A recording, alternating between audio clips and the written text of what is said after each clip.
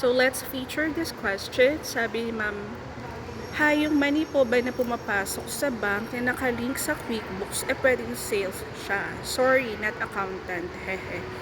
So yung context natin dito is si ma'am nagtatanong about sa QuickBooks Online accounting software. And to answer your question, ma'am, hindi natin pwedeng i-categorize agad ang isang transaction na money in from the bank as sales.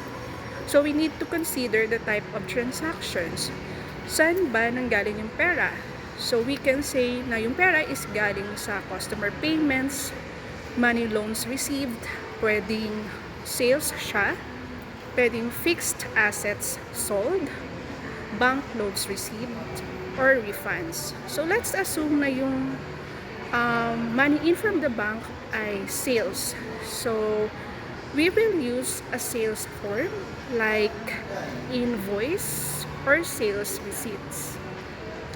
So once your customer pays the invoice, and you'll match the transaction sa bank feed.